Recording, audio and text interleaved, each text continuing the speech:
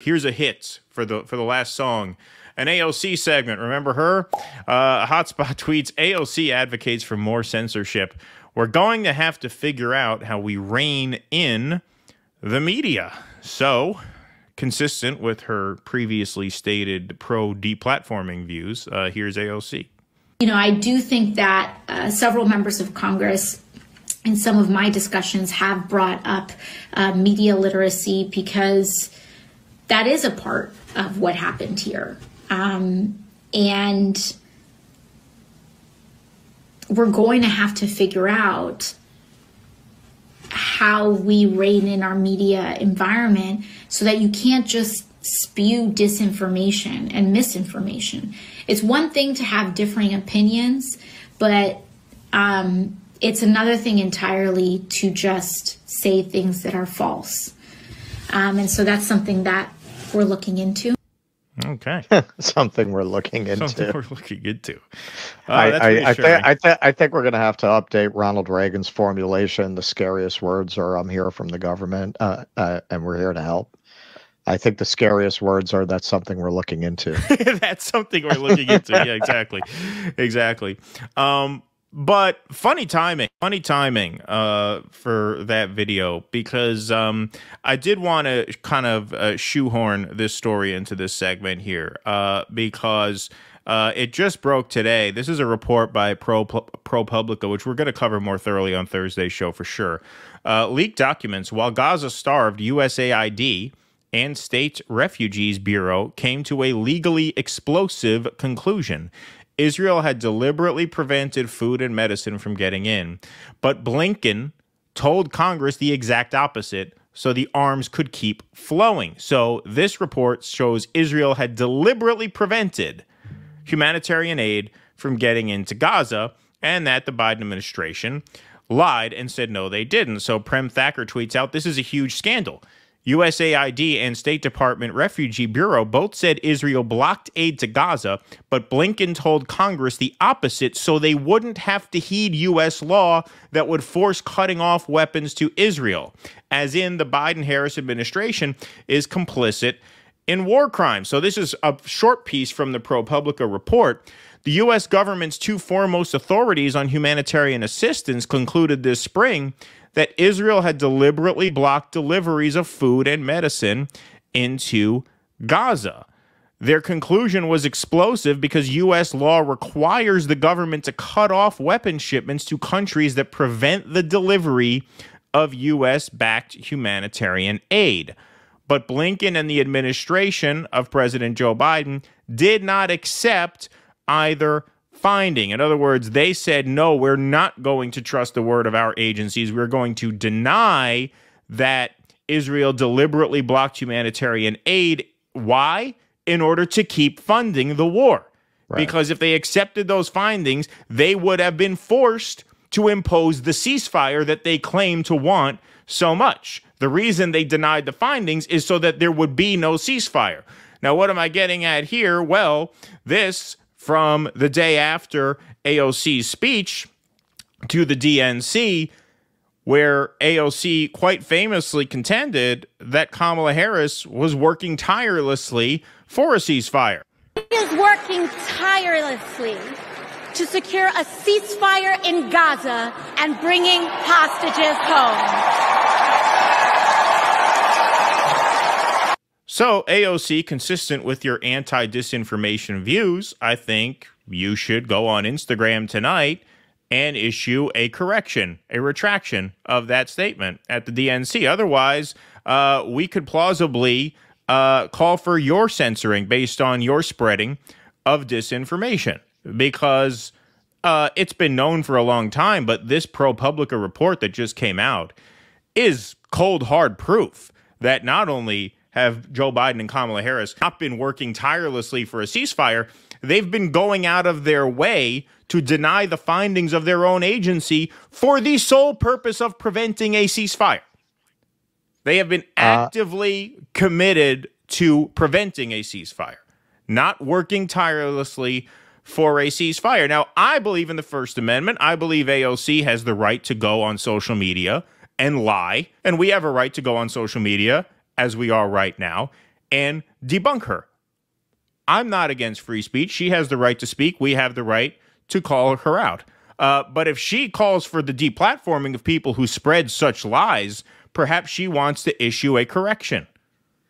You have to understand where people like this are coming from. If you know libs, particularly if you know rich libs, they believe that they have the right to dictate morals, beliefs, and thought to the rest of society, whom they see as deplorables to a far greater extent than Hillary let on. They don't see half of society as deplorables. They see a good deal more as deplorables. They essentially see anyone who's not like them as deplorables. It's you could be if you are not an elite, the only way you can be considered a member of the human race is if they see you as a victim. You can be an elite, or you can be a victim, or you can be a deplorable. These are the categories of humanity for these people. And it's the reason they react with such fury anytime one of their social engineering projects or their ideas are rejected. And this often plays out most visibly with culture. What do you mean that you can't have children at a drag strip show? You know, this is where we see this elite belief in their right to dictate taste and culture to people explode, or when they go insane about a movie with those kinds of themes that doesn't do well. When Buzz Light with the Lightyear movie collapsed, they were furious about it because they believe it seems like a trivial matter, but it's very gives you a lot of insight into how they think. Why do they care? People don't want to watch something. What do you care? Like, why is that your business? If people don't like a movie or don't like a TV show, why do they get so upset about it? Because for the record, the Lightyear hype was a little ridiculous. It was like 3 seconds of a woman pecking another woman on the cheek. It's completely beside the point. Yeah. It's completely beside the point that I'm making. Yeah. The reason they get so angry about it is because they believe they have the right to dictate taste to the rest of the public. Any evidence that they're not able to do that stimulates this very censorious impulse. Well, if we can't impose it one way, if we can't lead the deplorables to imbibe our values and our ideas, well, we're going to have to force them into having no other options. We're going to have to control the means of communication. And hey, I don't just want to say it's on that side. You point out, yeah, it's ridiculous. There was like, 2 women kissing. Well, on the other side, they're ginning that up too. And if you really empowered them, they would censor in the other direction. If you really gave the side that's fighting that, the anti-woke side, power without opposition, that's what they would do. They would censor those people. They'd be censoring the drag queens. They'd be censoring people who are advocating for those positions, which I don't believe in either. But this was almost an inevitable outgrowth of the internet and the way that it empowered free debate and free conversation. There has never been anything that has allowed people to express their beliefs and get around gatekeepers in the way that this does. Not even the printing press allowed such a broad scope of humanity to get around any kind of establishment block to conversation. And it was inevitable that elites on all sides of the political spectrum would wind up trying to find a way to stop it. And when you look at somebody like AOC, it's kind of creepy and dystopian because you almost still have this notion that if they're liberal left nominally in their aesthetic presentation, that's a weird thing for them to be saying. And it winds up reading very Hunger Games when you see somebody like AOC, who's very, very hip, very young, very well presented. Yeah, no, we really have to look into that freedom of speech. It's almost more scary than when you get like the fire-breathing evangelical screaming about pornography. Well, yeah, because like objectively, not much changes, right? And so politics is all about perspective. It's all about subjectivity. It's all about how you view reality, because when politics fails, as it has, you can't really do much to change reality, right? So all you could do is comment on it in the appropriate way. And those who don't comment on it in the appropriate way are out of bounds. And that's how you come to justify censorship. You have to. Otherwise, you get Trump. You get Trump otherwise. Yeah. And it's especially easy to fall into that if you're AOC, who, you know, you come in there thinking, if we are to afford her the benefit of certain doubts, that you are actually going to make change and actually change material conditions, so to speak. Once you realize you can't do that, well, then the only game in town is to jump in with this censorship crowd, because the only politics you have are a politics of perspective. Because you don't actually get to change things. You don't actually get to influence the world in any material way, right? So it's all about how we feel about these issues, right? And to give you an example, you know, if what I'm saying is too abstract, look at the cages on the border. There were cages when Trump was president. She goes down to the border and cries about it, right? When Biden becomes president, all of a sudden the language is no longer that they're cages, but that they are migrant detention facilities. And no more photo ops. So what changed in what happened? Where's Rachel Maddow? She cried too. She right. The reality did not change. The reality was exactly the same. Right. All that changed was how the public is made to absorb that reality through elite channels, be it the social media feed of a celebrity politician like AOC or a celebrity news anchor like Rachel Maddow. Our perspective, the perspective of the public mind has changed, but the reality has remained the same. And especially if you go into this idealistically, as AOC has, it is important that you really get on board with the politics of subjectivity and framing, because that's all you have. That's all you have to justify where you are, because the alternative to blue pilling yourself in that way is to admit to yourself and your followers that you have failed. Right.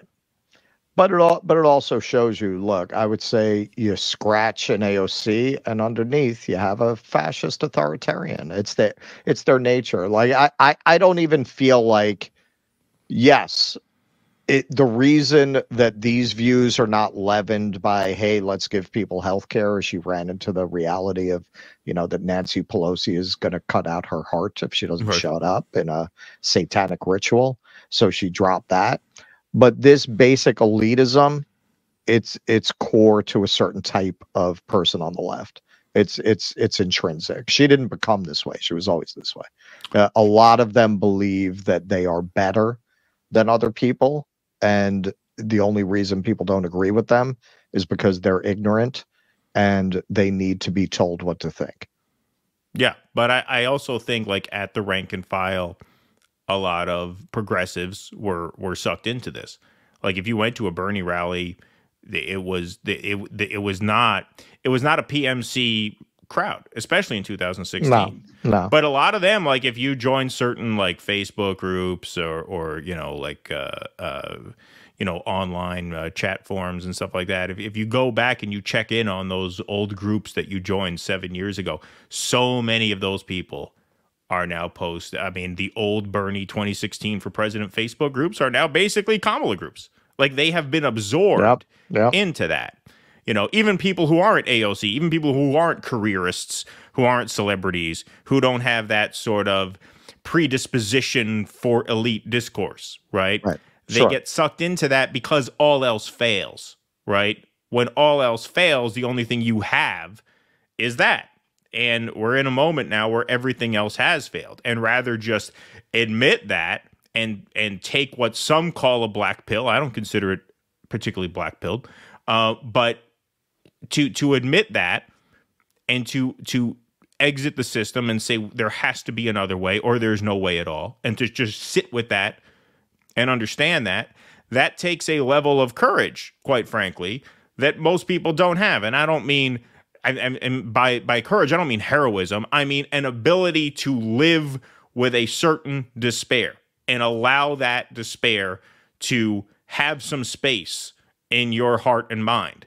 It's important to be able to sit with that, because the alternative is you just become convinced that potential solutions are there when they're not there. And the same goes for people who get sucked into the Trump campaign when all else fails, right? I don't make a big deal out of the Bernie to Trump pipeline, because I sympathize with how people get sucked into that, but that is also the road to ruin. And it's born of the same the same, I don't want to say flaw in someone, but the same logical fallacy that, well, there must be some way within the system forward. Right. You force that into your mind. You force yourself to accept that we have to be able to influence the system in the way that we're allowed to, i.e.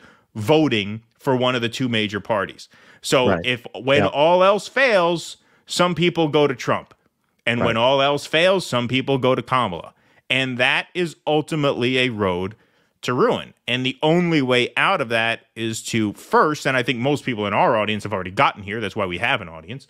I suspect we wouldn't have an audience if most of our people don't already know this. But the way out of that is to first understand that both roads lead ultimately to the same hell. Yeah, I mean, we definitely, the great bulk of our audience understands that. You do have some people who, I'm sympathetic too. Like you want to believe that there's somebody in the system who actually cares about you. There isn't. That's what George Carlin tried to tell you 30 years ago, when the system was much better than it is today. Right, exactly, yes. Much better than it is today. I was thinking about this yesterday. Like Gen X, there are moments in a culture when everything's kind of coming together. That doesn't mean everything's perfect. That doesn't mean there's no inequality. That doesn't mean there's no injustice. But there are moments when everything in a culture is working, just like in the life of a person. Everybody has, you have times in your life when everything's coming together. And then you have times in your life, and you have times in the life of a civilization where everything's coming apart. For my generation, Gen X, we caught the end of everything coming together and the beginning of everything coming apart. We were the last generation to experience the shit kind of working. Like it kind of worked. When I went to state college, it was $687 a semester. Right. I wasn't unduly burdened. I was able to get my own theater as a manual laborer in Manhattan. Like there was still opportunity for a working person to get ahead in that way without having, an illustrious family or any of that behind me. At the same time, you could see shit starting to come apart too. Bill Clinton was clearly a very superficial imitation of a populist. We know now, in a way that we didn't examine the way we might have then, how superficial a lot of his policy accomplishments were and how much damage they were doing in an underlying way. And then you get George Bush, you get 9/11, and you just go into the dark, bizarro universe from there. So we caught the tail end of it kind of coming together, but then we also were kind of coming of age as it started to really accelerate the coming apart of it. For people who, I don't know why anyone's surprised that a majority of Gen Z would favor socialism. I mean, why wouldn't they? Right. They haven't experienced. They weren't able to go get a theater with a horse and carriage driver job. They've never experienced an America where capitalism made any kind of sense. Exactly. Yeah. And what you're saying reflects in a lot of the polls that we see, right? Boomers overwhelmingly apologize, present company excluded, of course, overwhelmingly shit opinions. Right. Young people, overwhelmingly good opinions. And as you said, the Gen X is kind of split because they came up can go either way. Where it could have gone either way. Right? Yeah, absolutely. Please clap.